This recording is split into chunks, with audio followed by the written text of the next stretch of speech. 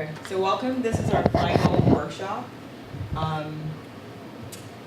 Actually tonight, the presenters, the main presenter was supposed to be my colleague Julie Gilly, but she is showing symptoms of the flu, so we definitely want to keep her at home. We want to share knowledge, but not the flu.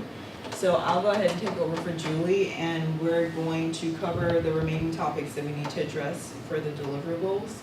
So we will talk about the pitch deck, we will address the elevator pitch, but most of you should have a basic concept of what an elevator pitch is. And we'll do a review of all of the deliverables that need to be submitted for March 14th. And then if you all have any questions, I'll go ahead and just pull everything up and have you all make sure you fully understand what the requirements are to submit for the final deliverables. And as a reminder, we talked about this. We have the financial model, the lean canvas, the one-page executive summary, the pitch deck, and the 2-minute elevator pitch. So everyone has a cell phone, or most people should have cell phones. We're basically just asking you to practice your pitch, 2 minutes or less. Record yourself. You can role play. So if you wanted to have someone act as a business professional or an investor or a potential partner, please feel free to make it interesting. Won't get any extra points for making it fun or unique, but definitely once you hit the points that are needed in the elevator pitch, you should get full points. All right, and templates are available for each of the deliverables, and I'll go over the templates as well. Okay, so the pitch deck. This information here, we actually use this in our practice with coaching entrepreneurs and companies that are prepping for a pitch to either an investor or a banker or for a potential partner. So before we get to the actual pitch deck example, I just want to cover these basic rules as you're thinking about composing your pitch deck. Number one, you can use any other platforms apart from PowerPoint. I know PowerPoint is kind of the old school version, but I know, there's so many different more creative platforms like Powtoons, Prezi, but whatever you choose, make sure that it works on the presentation system. So if you do go ahead. Does PowerPoint include like Keynote? Absolutely. Okay. So it's just like, you just can't use anything that's like in PowerPoint format? You can use other software programs. So let's say you use Prezi. The only caution is if you use Prezi, it needs to be able to work on whatever machine we will have. Do you know what room we'll have the final pitch in? This room. This room. So I've had some, like every time that I come, I kind of have to edit the format. So I don't know if Prezi will run efficiently on here. So it might look really good on your computer, but when you bring it here, the structural integrity of your presentation might look whack. And then you are graded on the actual aesthetics of your presentation as well. So just make sure that you come and plug it in and it looks good when you create it, if you choose to use something else. Okay. Does that answer? Okay. Questions? All right. So the next point, and we stress this so much, it has to do, remember, duplicity effect. So basically what that is that the human brain, even though we are very smart, we cannot listen and read at the same time. So if you put a lot of words on a PowerPoint, some people will literally copy and just drop information on a PowerPoint. Don't do that, because we can read faster than we can listen. So what happens is the audience will stop listening to you and they'll start reading your PowerPoint. But you want them to listen. So your PowerPoint is essentially a visual aid to your presentation. So more images, more graphs, more illustrations, flow charts, bar charts, and things like that. And we'll go through an example of that as well.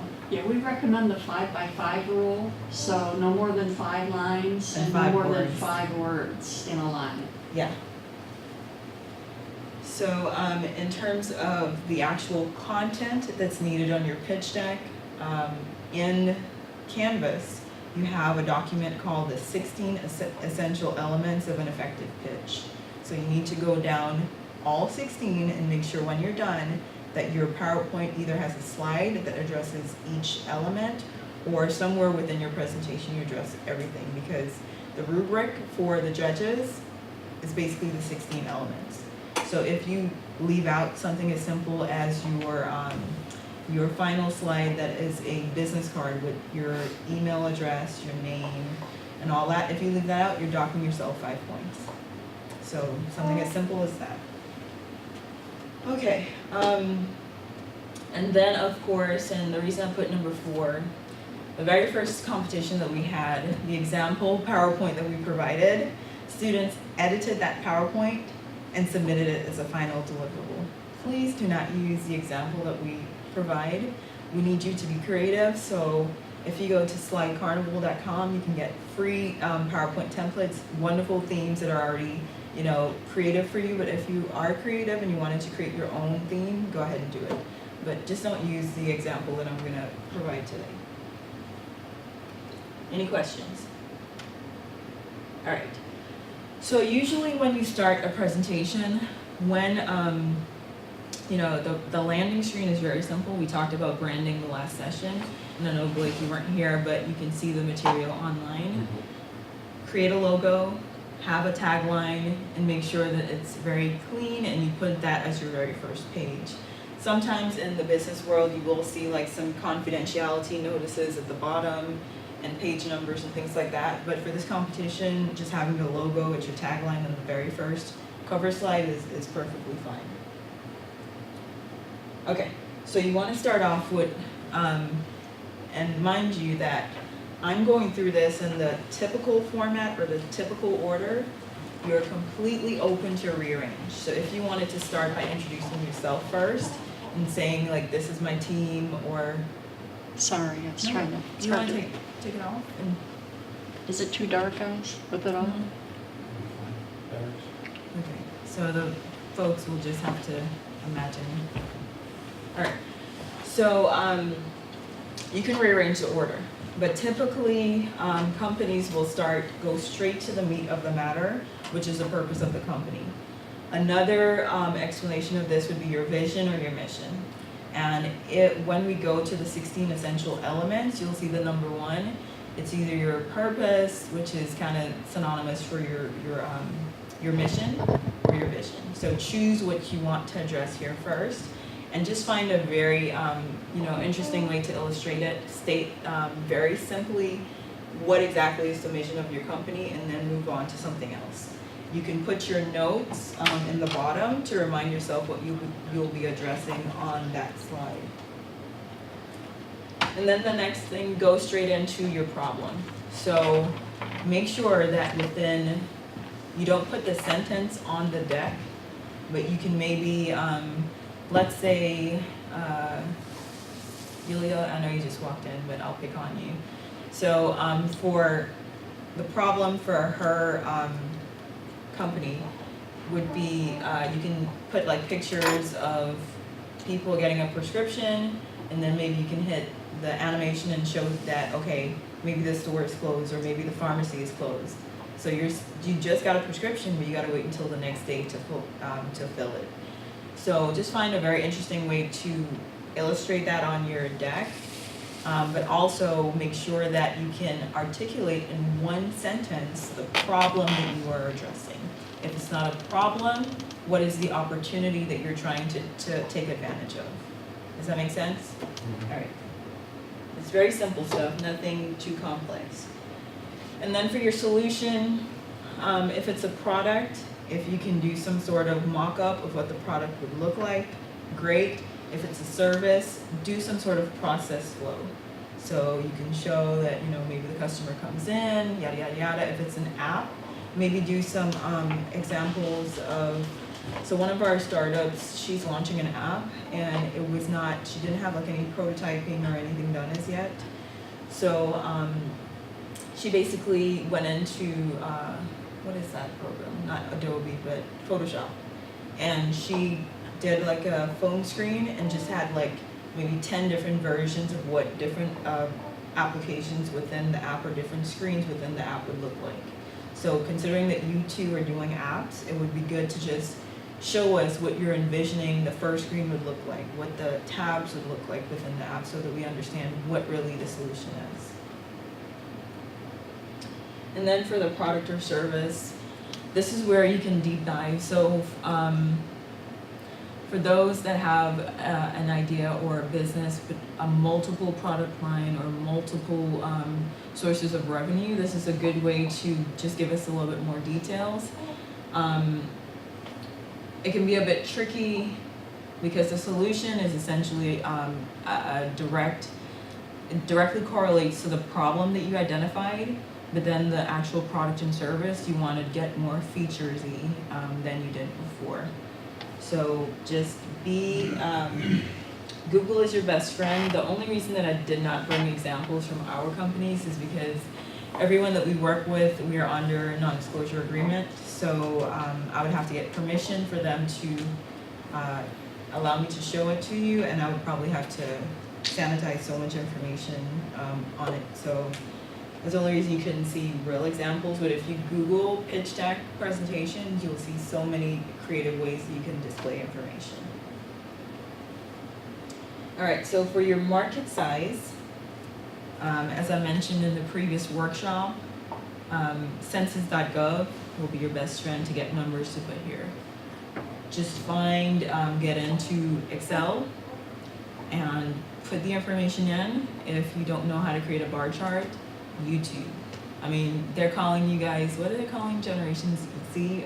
Is it the Millennials. No, that's my generation. The 24 and below, they're Gen Zs. Oh. And they're calling it the founder generation. So y'all are the do-it-yourself, DIY generation. Because you get on YouTube and you figure out how to change a tire on a car or whatever. I actually popped the lock on my car from a YouTube video. Not lying. I locked my keys in the car and I pulled up how to pop a lock and I did it. With some yarn. You still put yarn in and yeah, with a knot and pull the thing up. Alright, so yeah, just try to put as much ways to describe your customer. So let's say you're targeting, for instance, millennials. Maybe put a profile of why this product would be interesting for millennials. So if we had an app that was for pickup sports, you can say that millennials, statistics show that millennials are the loneliest generation since baby boomers. We are also the most isolated generation and we do everything through our phones. So the way that we meet people is through our phones. When you ask a millennial like how many friends you have, they'll tell you 2,000, which is how many friends they have on Facebook. You ask a baby boomer how many friends you have, and it's basically people that they have face-to-face interactions with. And Gen Z, it's even worse. So those are traits that are unique to that demographic. So you need to be able to say that if you're creating an app to solve a problem, this is why it would be appealing to Gen Z or millennials. So just go ahead and put a profile of it on there. Now this is where your validation comes in. So validation can either be traction, meaning that, let's say that you created some sort of prototype or MVP, minimum viable product, and you gave it to like 10 of your friends and told them, can you try this out? And they came back and told you, oh, this is an awesome, product. I love XYZ, but I would change yada, yada, yada. So basically, they're validating that maybe 60% of the features that you're offering in your product or solution, they actually like, but they recommend that you might want to make some tweaks. So you can state that on here. Validation would be, you can do this in the form of surveys. So if you created a Survey Monkey and you sent it out to your peers and said, would you be interested in an app if it offered you these options? And if 90% of the respondents say absolutely, then that would be validation that you're meeting a need or there's a desire for your product or service. So, and the easiest way to do that would be to just illustrate on there, like I did a survey and of all students in the business school at Centenary, and most of them said that, yeah, they would totally buy this app or whatever.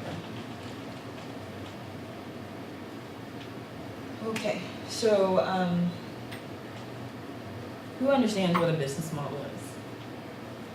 Okay, who can tell me what a business model is? how you plan to run your business, how you plan to make the profit, where you're gonna get your money to go and all that stuff. Okay, Basically the skeleton of what you're gonna do. okay, that's a good definition. Do you wanna add to that? I was gonna say an outline, basically the way your business is being ran. Okay. Okay, so I think y'all are, that's a good foundation. So, the way that we explain a business model and everything that you said is correct. But the best definition that I have heard is, a business model is the way that you create and deliver value to your stakeholders. So your stakeholders being yourself, your employees, investors, your bankers, the community, your customers, your suppliers. So it goes out beyond just within the business, because for instance, if you're getting raw material from a local business, you need to be able to have the systems and the processes in place to where you're constantly feeding that, because it's a quid pro quo type business, to where even though you're buying from them, you're keeping them alive, and therefore their potential employees can come back into your business. So it's like an ecosystem going around. And then same thing for your customers, same thing for your investors, same thing for your family.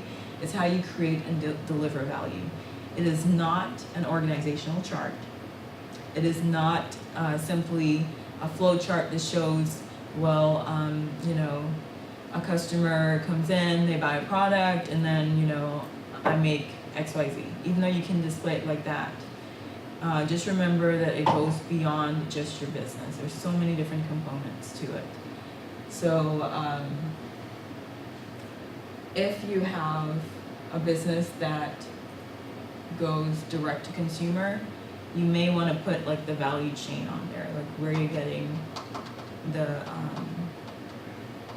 material from, if it's a product, if you guys are doing an app, who's doing the development of the content, who the advertisers would be that you would target, and the end users and that type of stuff. So be creative. All right, so the community impact, this is actually new for us this year.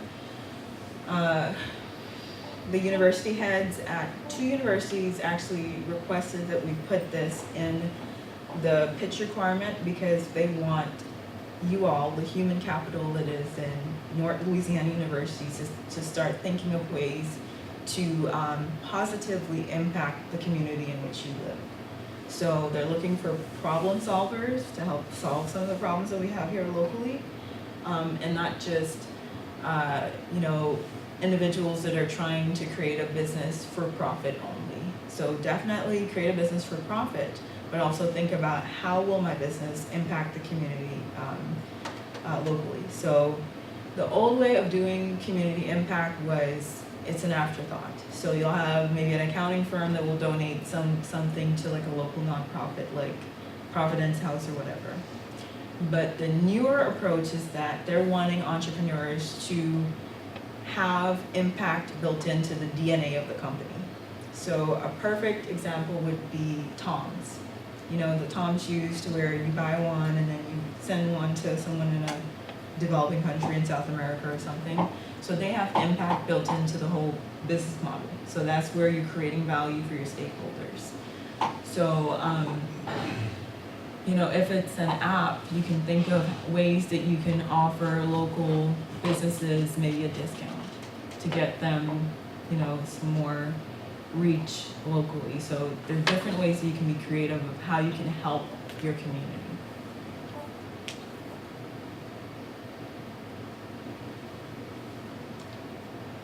Okay.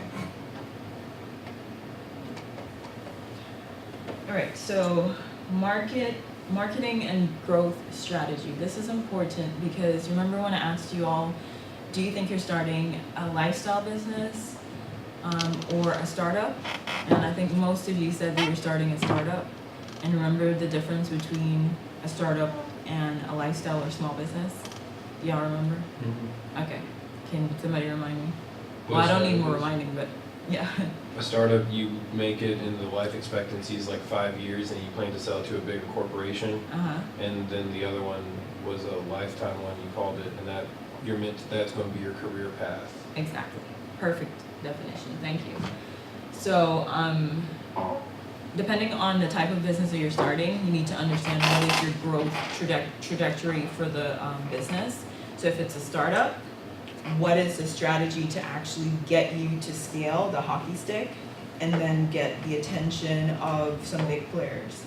So the lean canvas, if y'all Google Instagram and their lean canvas, you will see on their lean canvas that one of the potential acquisition targets was Facebook. And that was years ago before Facebook even acquired Instagram. So documenting and actually working towards your strategy actually works. And we have so many great examples. So Waiter is another great example. Locally in Louisiana, they were acquired by, is it Tillman, for the guy that owns Houston Rockets. But anyways, he just bought the Waiter company here in Louisiana. So that's if you're doing a startup. If you are doing a lifestyle business or a small business, you want to think about what we refer to as verticals, and it's on your terminology list. And a vertical is basically, you might start off like how you all were offering art to local businesses, and then we talked about other services you can provide to maybe small businesses with graphic design services. That would be a vertical. So maybe you're going into the business and you're looking like, oh wow, that logo looks like crap. So maybe we can offer you service to update your branding material. So that would be another opportunity to bring revenue into the company, and that would be your growth strategy. To just grow as you see opportunities. Okay?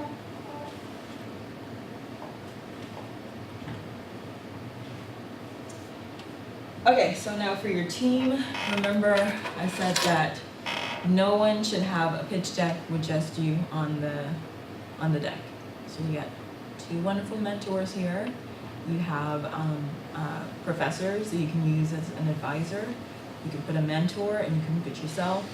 If you have parents that are advising you, go ahead and stick them up on there. And basically you put, so this is something funny that we typically will do with some of our startups. So you can do the professional route. You can just put your first and last name.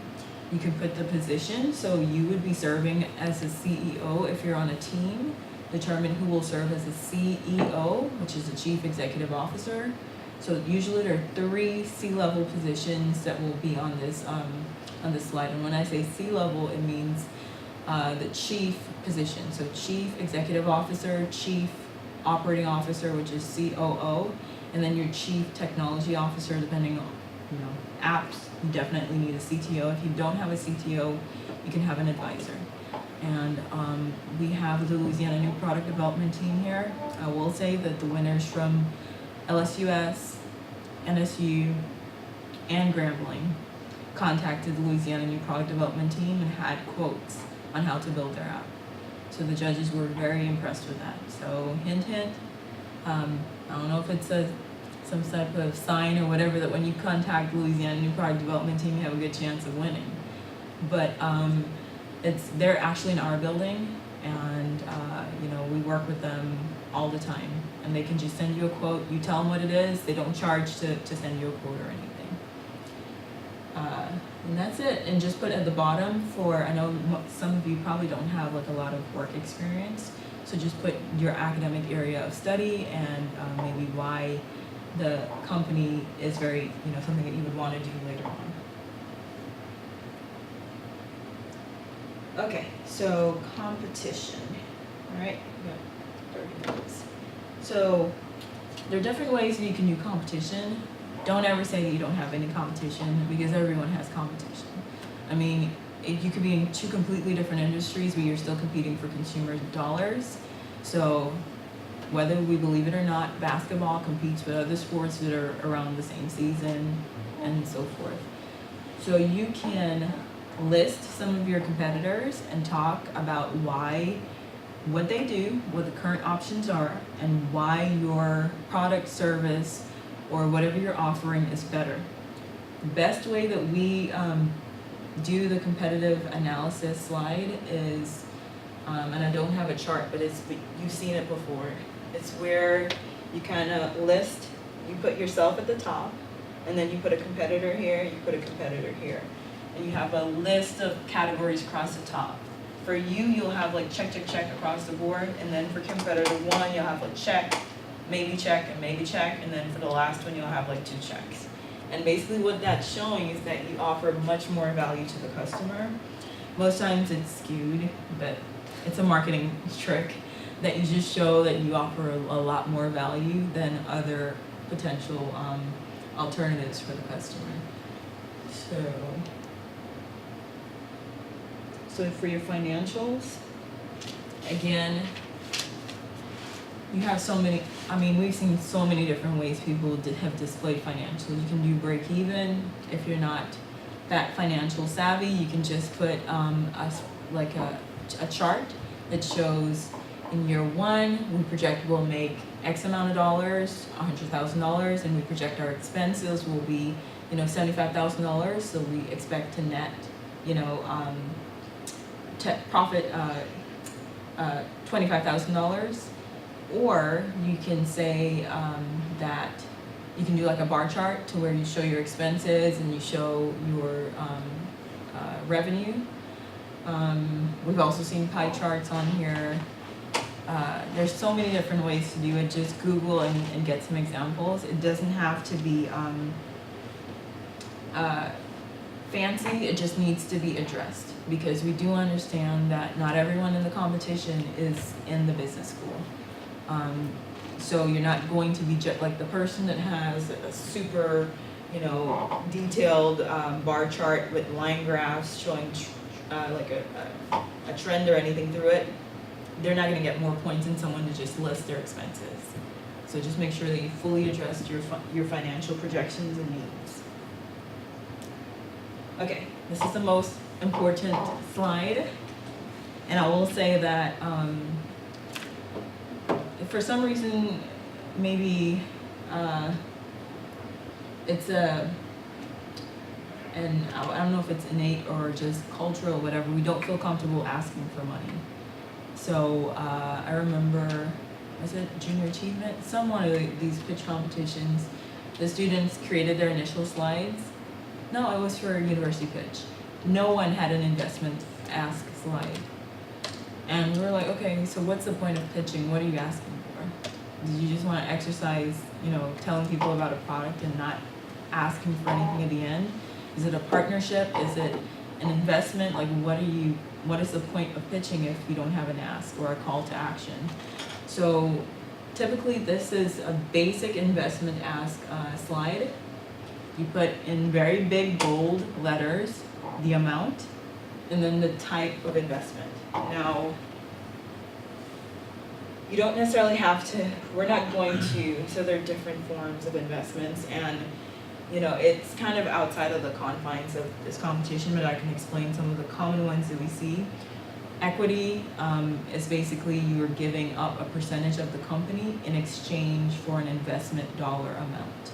So if for instance, if you're raising $500,000 and you offer 50% of your company, you're valuing the company at $1 million.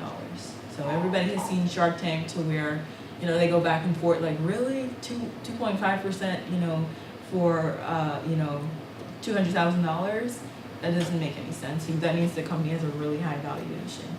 So that's an equity deal. We also see a lot of convertible notes, which is basically, it's a loan that essentially converts into an equity position in the company, but it has a whole bunch of terms, which is getting on the financial side. So you have an interest, you have a valuation cap, and all the different things that I don't want to have y'all kind of zone out on me. But for this competition, you just need to put the amount you're asking for and the sources of financing. So remember Nick, when he presented, he gave you 8 options of raising capital. Choose 2 or 3. So one could be yourself, another could be family and friends, and then another could be a bank loan. Or you could do a grant and an investor. So just tell us how much and where you plan to get it from. Now, if you're savvy enough, like to do like an equity position or whatever, go ahead and impress the judges. But it's not a requirement to do all that extra stuff. And that's basically how you're gonna use the money that you're asking for. It's just reassuring that, that you're competent and gives the investor confidence that you will use the money responsibly. I will say that usually operational is a trigger.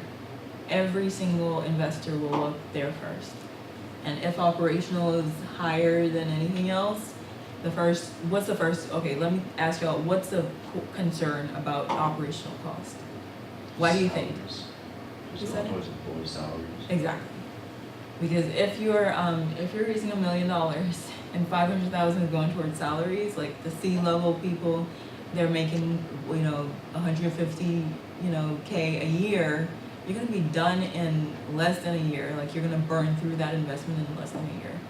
So most times they like to hear entrepreneurs say, for the first year we're not going to take a salary, or we're going to take 30% of our salary, and once we meet X milestone, we'll then take a full salary. But if you're cutting into the investment dollars for yourself the first year, that's not going to look good. You should be trying to build the company first. And your thank you slide, you don't have to do it like that, but just say, let people know that you appreciate their attention. And this is your final slide. It's basically a business card on a slide. It may seem very simple, but so many times entrepreneurs will pitch, and then you might have someone in the audience to where, I'm still going. Oh, you're still Yeah. going? Yeah, that was just the example. Oh, sorry. No problem. I'm trying to get through so y'all can ask questions. We're at 7:04. So you might have someone in the audience that may not want to come up to talk to you, but might want to call you after. Put it on there because they'll write it down. Or because what happens with us is that an entrepreneur will pitch, and then an investor will call us. They're like, "Do you remember that person that presented whatever? I actually wanted to talk to them. Can you get their information?" What if you had just put it up there and you would have cut whoever the middle person is, and the investor would have called you directly, or whomever it might be. So that's pretty much your basic structure for a pitch deck. I will say that in terms of your presentation, we will not require you to practice until you make the top 5. So until the top 5 is announced, we won't, considering that it's 7 groups, we can talk about, if we want everyone to pitch, or if we'll just go with the top 5. But typically we don't have you start practicing like intensely until we know for sure that you're in the top 5. And I will tell you that you will practice at least 3 times before you pitch on the final pitch, because we want to make sure that the quality of the pitches look like you actually received some coaching from EAP. So we can do phone. Most of the schools we did phone pitches, to where you schedule a consulting session with us. It's 1 hour and you go. Like full rehearsal. We do the timer 7 minutes, and you have to run through that pitch deck in 7 minutes, and then you get feedback. You work on it, and then you come and pitch again. And then once you're confident that you're ready to go, we do that with all 5 presenters for the final pitch. Okay, so an elevator pitch, I have a video, but before I get to the video, it's basically, everyone knows what an elevator pitch is. 2 minutes or less. For the information that you want to make sure that you touch on, it's kind of like a condensed pitch deck version of what the information you would cover. So you want to talk about the problem or opportunity, the solution, who you're trying to sell your product or service to, the existing alternatives, and why your product or service is better, aka your unique value proposition. Most times you will see on the ACA, the Angel Capital Association, the companies that fail within the first 3 to 5 years, which the numbers are ridiculous, it's somewhere around 75% or above, it's because they do not have a clearly defined value proposition. So what is it that you're selling to the customer that's better than anything that's available right now? Is it an experience? Because, you know, there's a saying that goes, you can sell anything if it's marketed or branded correctly, which is true to a certain extent, but that will only get you so far. So if you want a sustainable company or a sustainable model, you have to have some sort of value that the customer can't get anywhere else. And most times it comes in the form of some sort of intellectual property. But when you don't have IP, you create a culture and a buzz about whatever your product is. Think about, what can I think of? Just think about food. Culture. You know, you have an option about food, but they create, you know, Whole Foods. there you go. You know, and all the little Panera Breads and Chipotle, the fast casual type restaurants, and so forth. And of course, end with a call to action, and you can role play. So if you wanted to have someone act as your, go on an elevator and actually do it on an elevator, that's perfectly fine. All right, so I tried playing this and it doesn't play, so I'll have to go to the internet. Let's see.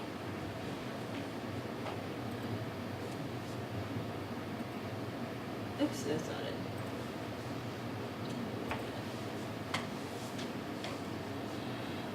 Oh boy.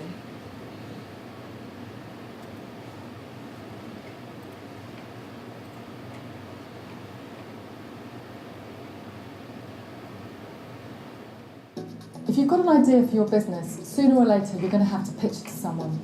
I'm Alison Chadwick and I'm Talent Director for the AMV Group, which is the UK's largest marketing communications group, and as part of my role I coach people in how to pitch effectively.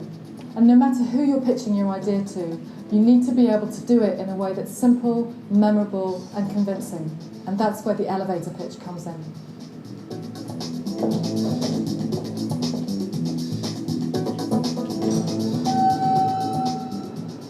An elevator pitch is a concise, practiced overview of your business idea, put in a way that is simple and memorable for the listener to understand. It's called an elevator pitch because the decision maker may only give you the time that it would take to get from the reception to the executive floor to pitch your idea to them, so you've got to get it out fast. So what makes a great elevator pitch? Well, probably the first and most important thing to remember is that this isn't a chance to say all the things you think are great about your product in a very short time. That's guaranteed to confuse, overwhelm, maybe even annoy the listener. What this is about is it's a chance to say the few most important things that are most likely to make the listener want to hear more, to make them see why your product, your business idea, your service, why you are worth investing in. And to do that, you need to do two key things. The first thing that you need to talk about is why is your product or idea needed?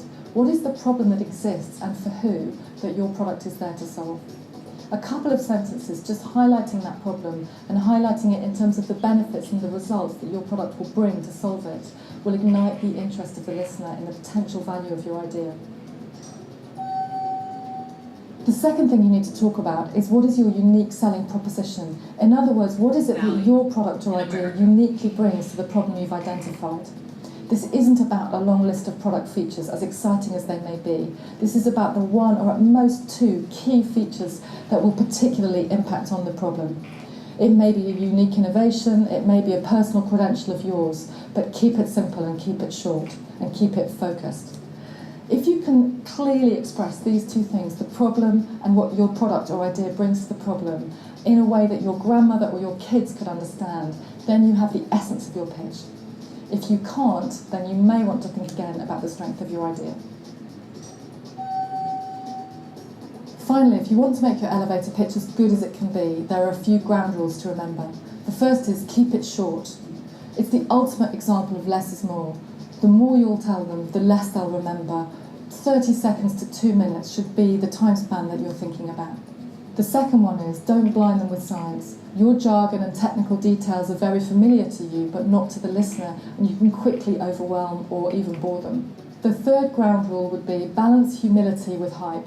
If you don't believe in the value of what you're selling, how can you expect anyone else to? So don't hide your enthusiasm, be yourself, and be proud of your credentials. Having said that, no one loves a show-off, so try not to overpromise or overclaim in your desire to pitch persuasively.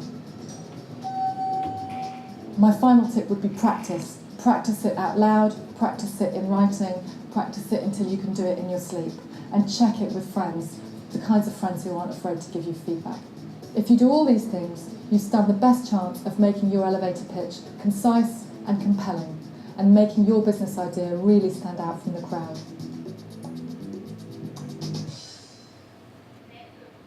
Okay. So, very simple. She has a very calming voice, so I always use that. Gets you to pay attention. Alright, and I have one more. Through it before. You know, one of those presentations where you'd rather take a bullet than read another bullet point on a slide? Turns out it's not your fault, or even the presenter's fault for that matter. It's actually because our brains are hardwired in a certain way. And unless you're a psychologist or a researcher, you would never know these 4 scientific reasons why our brains reject bullet points. Now, lucky for you, after watching this, you'll also know exactly how to make your presentations awesome. Let's get started, shall we? Problem number 1, the redundancy effect. Turns out our brain isn't able to process the same information efficiently when you see and hear the same thing at the same time. It's too much info at once. It's like that episode of The Simpsons where that doctor explains how Mr. Burns isn't sick because there are so many diseases trying to get through all at once. Oh, poor Mr. Burns. Problem number 2, the picture superiority effect. That's PSI for short. No, not this PSI. Now, researchers have found ideas are more likely to be remembered if they're presented as visuals instead of words. After 3 days, you only remember about 10% of what someone says. Compare that to remembering 65% if they showed you a visual. That's 6.5 times more memory with a visual. Problem number 3, people read faster than they hear. Now, people can read about 275 words a minute versus being able to hear only 150 words a minute. This means people will read your bullet points before you can say them, and then they'll stop listening. Want to turn your audience into a bunch of zombies? Use bullet points. Problem number 4, working memory limits. Recent studies show that people only have a memory capacity of about 4 chunks of information at a time. Each and every bullet point is an extra step on a ladder you're forcing your audience to climb. So stop it. So in conclusion, Mr. Burns, PSI, zombie, ladder? Well, not quite. But at least in 3 days, you should still remember 65% of this presentation since we used visuals. Yeah, you see what we did there? So how do you make better presentations? Well, there are 2 simple rules that solve all of the 4 problems. Rule number 1, use less text. No more bullet points, pretty please. And rule number 2, use more visuals. That's really all there is to it. Oh, one final thought. If a picture is worth 1,000 words, doing an animated presentation with Powtoon is priceless. Okay. So I always like to show that just so you can get the essence of the 4 things that they talked about. But I do want to temper it. You can use bullets, but like Dr. LeBach said, the 5x5 or 7x7 rule, which, you know, don't overload your bullet points. Even just putting a simple word or a couple of words is fine. They're clearly advertising the Powtoon platform, so they want to have you take advantage. And really, that's the way that the world is shifting to, because the presentations are very sleek, and you've seen it before to where you have like the illustration with the person drawing. So we're going there. We're not quite there yet. So definitely just temper the message in that you can use bullet points, but just don't overkill with words on your slides. It'll be much more effective with images. You know what? We don't have time. But if we look back around, there's one of our presenters, Wayne Nix. He has a 3-minute pitch that he did for, I think, the Lafayette Angels. And we can watch it. And it's an actual pitch. But let's try to finish up here. Okay. So we're almost done. Okay, so a quick review. So for workshop 1, remember we covered the lean canvas, the financial model. So you are required to submit your lean canvas. Most of you should already have that completed. The financial model is updated. It's a template. You basically have to work on the first sheet in the Excel template, and then everything else is auto-populated. So you just need to follow the 1, 2, 3 steps and just complete it as efficiently as possible or to the best of your ability. If you have questions, feel free to contact me directly. For workshop 2, we talked about the branding. Just make sure the essence of what we covered.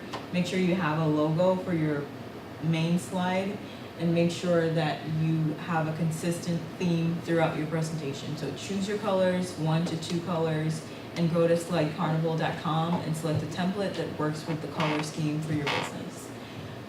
The one-page executive summary is basically putting your lean canvas into words. So it had like information on the left-hand side about when your business was started, the industry, how many employees, how much money you're raising, and the individuals in your organization. And then on the right-hand side is basically transferring in a very concise way your problem, solution, and so forth. For the workshop number 3, which is today, we talked about the pitch deck, elevator pitch, and now I'm going to give you guys an opportunity to ask me questions about the final submission. So these are the documents that were uploaded to Canvas. So here, this is basically your instructions.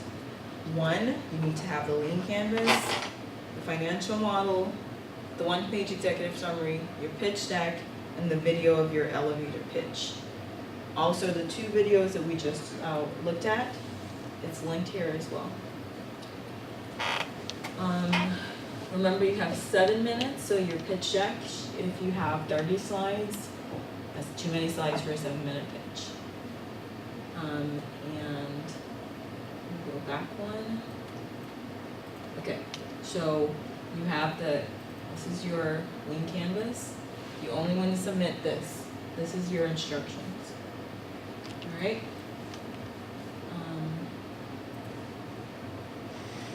Remember, we handed this out in the very first session, and this was just a worksheet for you to kind of get, you know, what are some of the costs that I might have. So you want to input this information here. Your pre-launch expenses. Remember, there were 2 phases in starting a business. The cost prior to starting the business, and then their survival year. So what are the expenses that you'll need for the first year of the business, right? And then you just input all that in here. You do not need to submit the startup cost analysis, because you will then put that information into your financial model. So this is a very basic, simple financial model.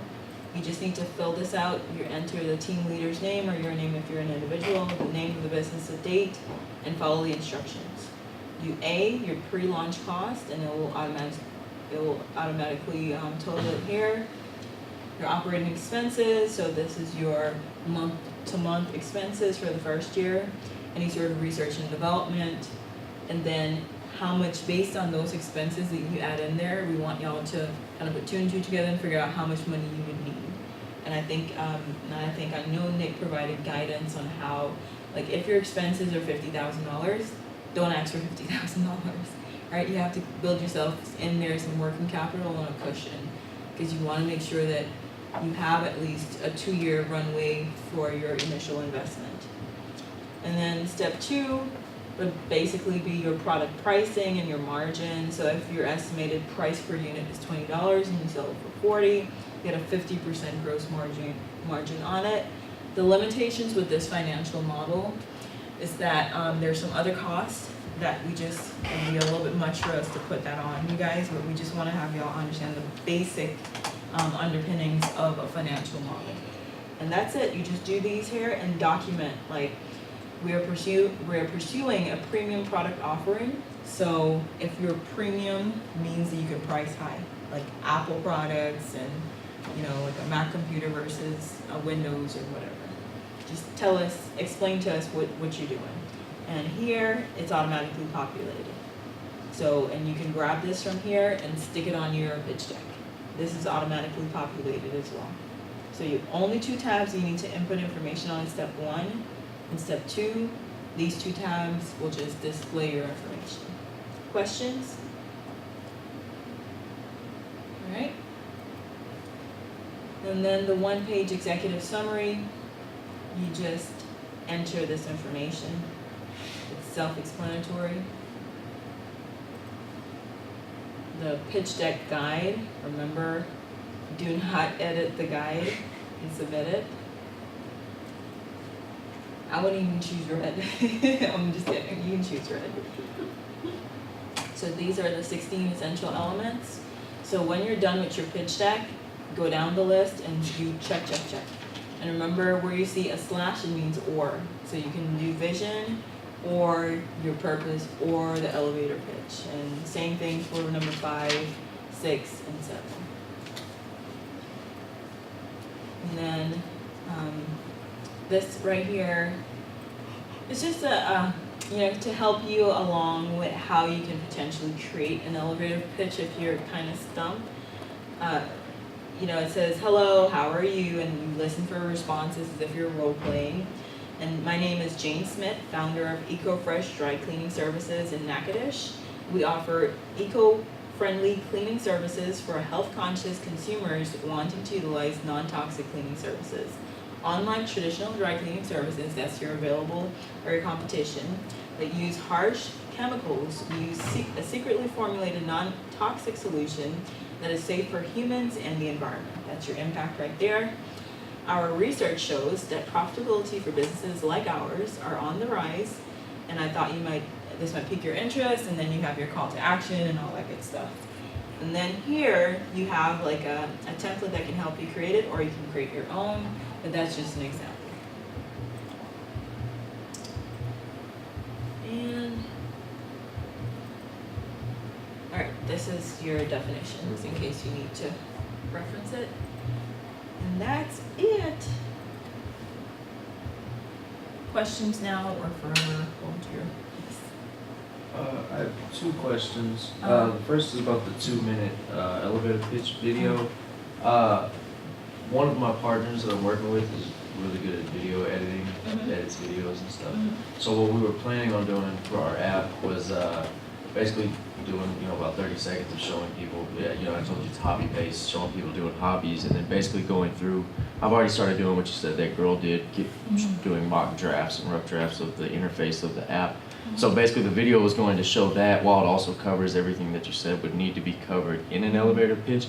Is that acceptable, or does it have to be me standing in front of a camera just talking to? That's perfectly fine. That's the creative that we're wanting you to take the extra step. Okay. So yeah. Perfect. And then the second one, I think I already know, but early on you said not PowerPoint, don't use PowerPoint. No, you can. Oh, okay. I'm just saying that we don't limit you to PowerPoint. Okay. So if y'all understood that I said that not to use PowerPoint, that's not what I meant. I apologize. I'm saying that we're not limiting you to the PowerPoint software. Okay. So if you have something that's a lot more, creative and you're comfortable using it, just make sure it works on this computer. Any other questions? Okay, so we have 4 minutes, and let me see if I can find Wayne's video real quick. Wayne, orange vegetable.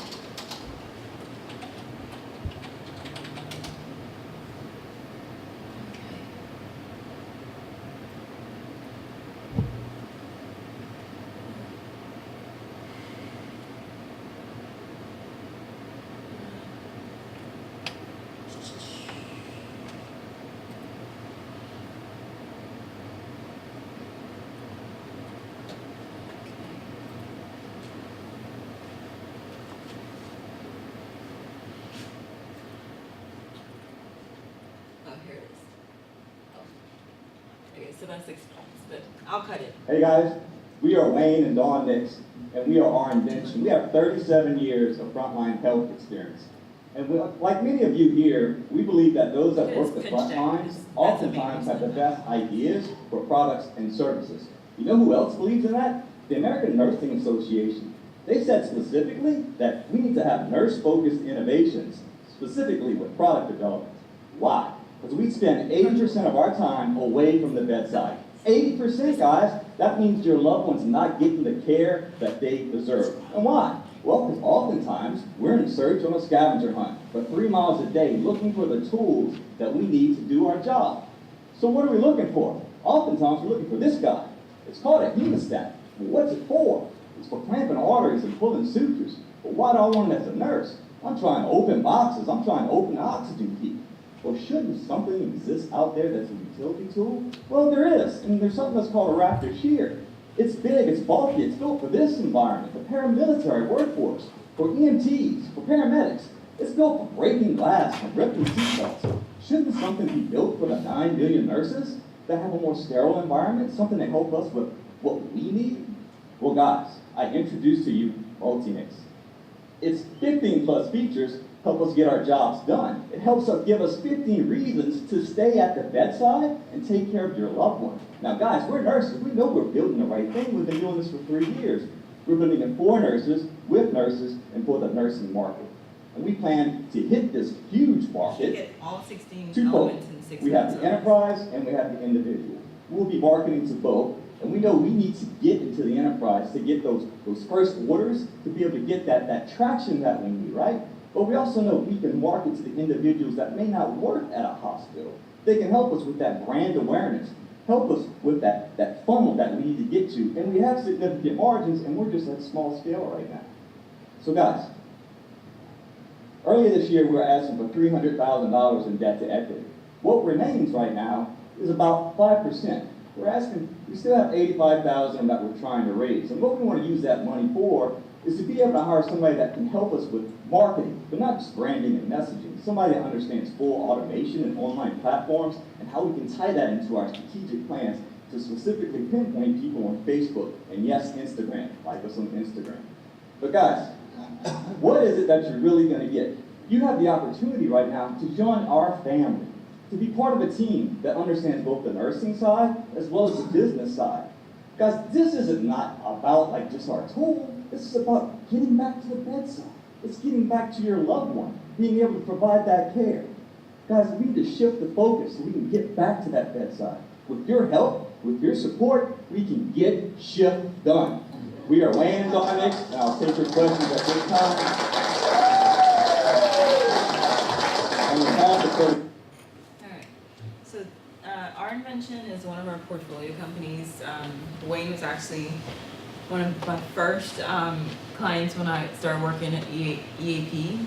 I will say that when we first started pitching, he was not that good. Like that's when you do it over and over, and that's why it said that we need to practice, because now he can pitch in his sleep. Like he is an expert at pitching. He tells a story, it's engaging. You see how it was a very minimalistic PowerPoint to where it was just one picture, one image, and it kept you engaged.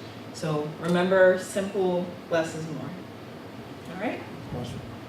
Okay, I think we are perfect on timing. All right. So Karen, just a quick question. If they have any questions on the forms as they're working on them, they should call you? You can call me. My email is the easiest email for me to check is info@eapla.com. You can email that, and also Dr. Lebach, if you wanted to share like my office number with them, it's 318. You don't call You yourself. never call your office. I'll send it out. Yeah, please do. Yeah, I know it's very 4176 is the very last four millennial. numbers. I mean, you never call yourself. Yeah, so info@eapla.com, and I'll check it, and y'all can call me anytime. All right. Good. Thanks, Karen. You're welcome.